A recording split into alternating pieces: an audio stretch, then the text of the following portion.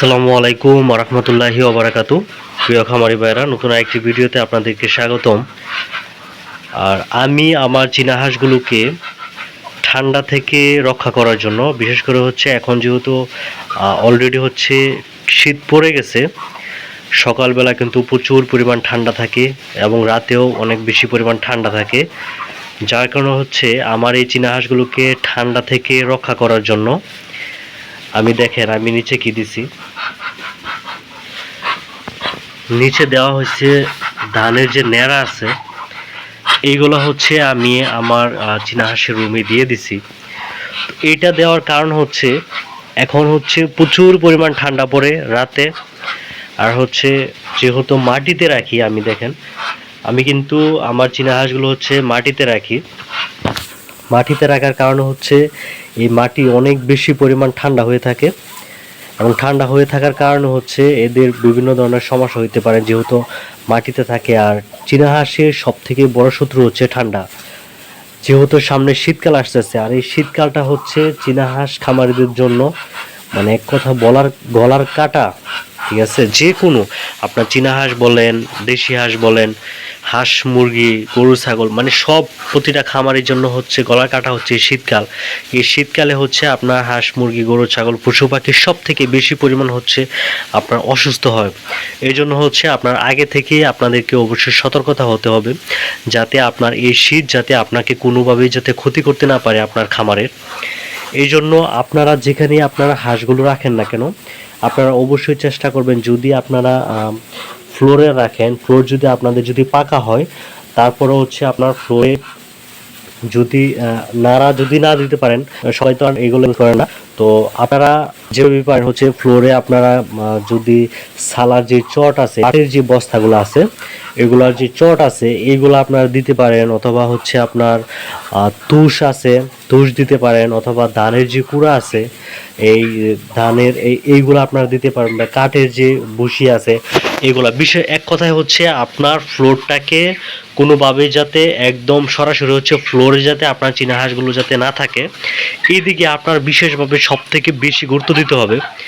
আর আপনার হাঁসের যদি একবার যদি কোনো কারণে ঠান্ডা লাগে এই শীতে, এখান থেকে রিকভারি করাটা যে কতটা কষ্টের, বিশেষ করে হচ্ছে শীতকালে, এইটা আসলে যারা চীনা হাঁস পালন করেন, হাঁস মুরগি পালন করেন, তারা হয়তো এই জিনিসটা খুব ভালোভাবে বুঝেন যে আসলে কতটা কষ্টের। বিশেষ করে হচ্ছে চীনা হাঁস যারা পালন করেন, এই চীনা হাঁসটা এত পরিমাণ শীতে অসুস্থ হয়, অল্পতে অসুস্থ হয়ে যায়। চীনা হাঁস শীতকাল শুধু না, আপনার যে কোনো সময় অল্পতে হচ্ছে অসুস্থ হয়ে যায়। এদেরকে এত পরিমাণ কেয়ার করতে হয়, এত পরিমাণ ট্রিটমেন্ট করতে হয় আপনার এই হাঁসগুলোকে সুস্থ রাখার জন্য, যেটা আসলে যারা চীনা হাঁস পালন করেন একমাত্র তারাই মনে হয় বুঝবে এই বিষয়গুলো। আর এরা যদি একবার অসুস্থ হয়ে যায়, এখান থেকে আপনার মানে 90% সম্ভাবনা থাকেই যে আপনার এগুলো মারা যাওয়ার একটা সম্ভাবনা থাকে। আর শীতকালে হচ্ছে আপনার ঠান্ডা থেকেই মূলত হচ্ছে ডাক প্লেগটা হয়। আর ডাক প্লেগের রোগটা মানে সব থেকে বেশি অ্যাটাক করে হচ্ছে আপনার শীতের প্রথম এবং শীতের শেষে। এই জিনিসগুলো হচ্ছে আপনারা একটু বেশি মাথায় রাখবেন। এই জন্য হচ্ছে যাতে চীনা হাঁসের আপনাদের যারা হাঁস পালন করেন, আমার ভিডিও তো মূলত হচ্ছে আপনারা যারা চীনা হাঁস পালন করেন তারাই কিন্তু আমার মূলত ভিডিওগুলো দেখে থাকেন সব থেকে বেশি। তো আপনাদের ফ্লোরগুলো চেষ্টা করবেন যাতে আপনার কোনো কিছু দিয়ে তারপর হচ্ছে আপনার উপরে যাতে হাঁসগুলো রাখার জন্য, যাতে কোনো অবস্থাতেই যাতে আপনার শীতটা যাতে আপনার ঠান্ডাটা যাতে আপনার চীনা হাঁসের শরীরে যাতে না লাগে। আর এই শীতে আপনারা কোন কোন মেডিসিনগুলো আপনাদের চীনা হাঁসের জন্য রাখবেন সেগুলো নিয়েও আমি একটা ভিডিও করব। আর অবশ্যই আপনারা আপনাদের হাঁসগুলোকে যে রুমে রাখেন এই রুমে একটা লাল একটা লাইট দিয়ে রাখবেন। আমি যেহেতু এখনও হচ্ছে লাল লাইটটা দিই নাই, আর আমি মাটির ঘরে রাখার আমার চীনা হাঁসগুলো রাখার আমি অনেকগুলো সুবিধা আছে, না হলে হয়তো আমি রাখতাম না। মাটির ঘরে চীনা হাঁস রাখার কিছু সুবিধার মধ্যে প্রথম সুবিধাটা হচ্ছে শীতের সময় দেখুন, এখন কিন্তু আমি রাতে ভিডিওটা করতেছি, আর ভিডিওটা করার সময় বাইরে কিন্তু অলরেডি হচ্ছে অনেক বেশি পরিমাণ ঠান্ডা পড়ে গেছে, কিন্তু আমি যেখানে দাঁড়ায় আছি এখানে হচ্ছে পর্যাপ্ত পরিমাণ গরম আছে। এই গরমে মানে যেই গরমের এই রুমে এই চীনা হাঁস খুব ভালোভাবেই সুস্থ থাকবে। কিন্তু আমি যদি আপনার টিন শেড রুমে যদি আমি এগুলো রাখতাম, টিন শেড রুমে কিন্তু পর্যাপ্ত পরিমাণ, শীতের সময় অনেক বেশি পরিমাণ ঠান্ডা পড়ে, গরমের সময় অনেক বেশি পরিমাণ গরম পড়ে।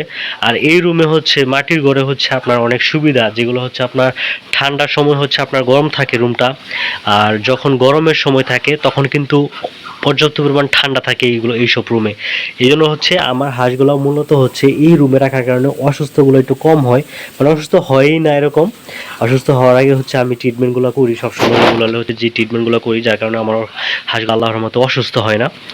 আপনারা যে রুমেগুলো রাখেন এই রুমে চেষ্টা করবেন যাতে বাইরে থেকে যদি কোনো বাতাস, যেহেতু শীতকাল, বাইরে থেকে বাতাস বা কুয়াশা যাতে কোনো অবস্থাতেই আপনার হাঁসের রুমে ঢুকতে না পারে। আর অবশ্যই ফ্লোরে যে কোনো কিছু একটা দিয়ে রাখবেন যাতে সরাসরি ফ্লোর থেকে যে ঠান্ডাটা সেটা যাতে আপনার কখনোই আপনার চীনা হাঁসের শরীরে যাতে না লাগতে পারে, এই বিষয়গুলো খেয়াল রাখবেন। আর অবশ্যই শীতের সময় আরেকটা যে কাজটা করবেন সেগুলো হচ্ছে একদম ভোর সকালে কখনো হচ্ছে আপনার হাঁসগুলোকে ছাড়বেন না। এই একটা ভুলের কারণে আমি আমার প্রথম অবস্থায় আমার খামারে সবগুলো হাঁস মারা গেছিল। প্রতিদিনই হচ্ছে আমি একদম ভোর সকাল 5টা, 5:30, 6টার দিকে হচ্ছে আমি আমার হাঁসগুলোকে ছেড়ে দিতাম।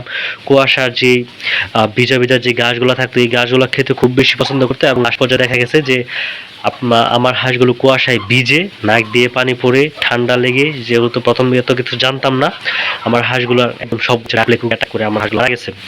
এই জন্য সেখান থেকে হচ্ছে শিক্ষা নিয়ে ইনশাআল্লাহ পরবর্তীতে আমি হাঁস খামার করছি। এখন হচ্ছে এই অবস্থা আমার হাঁস খামার, আল্লাহর রহমতে এখন ভালো চলতেছে। তো এই জিনিসগুলো একটু মাথায় রাখবেন। সকালবেলা অবশ্যই চেষ্টা করবেন রোদ ওঠার পরে আপনাদের হাঁসগুলোকে ঘর থেকে বের করার জন্য। আর আপনারা চেষ্টা করবেন যে আপনাদের হাঁসগুলোকে সন্ধ্যার আগেই যাতে আপনারা রুমে নিয়ে আসেন, যাতে ঠান্ডাটা যাতে আপনাদের হাঁসগুলোকে একদমই নাগালের বাইরে থাকে, ঠান্ডা যাতে ধরতেই না পারে আপনাদের হাঁসগুলোকে। এভাবে আপনার হাঁসগুলোকে রাখার চেষ্টা করবেন। তো ইনশাল্লাহ আশা করি যে সামনের শীতের সিজনটা মানে খুব কেয়ারফুলি হচ্ছে আপনাদের হাঁস পালন করতে পারবেন। আর অবশ্যই আমি দোয়া করি আপনাদের হাঁসগুলো সবসময় সুস্থ থাকুক, ভালো থাকুক। আর আমার খামারের জন্য আপনারা সবাই দোয়া করবেন আমার হাঁসগুলো যাতে সুস্থ থাকে। তো সবাই ভালো থাকবেন, সুস্থ থাকবেন। আসসালামু আলাইকুম ওয়া রাহমাতুল্লাহি ওয়া বারাকাতুহু।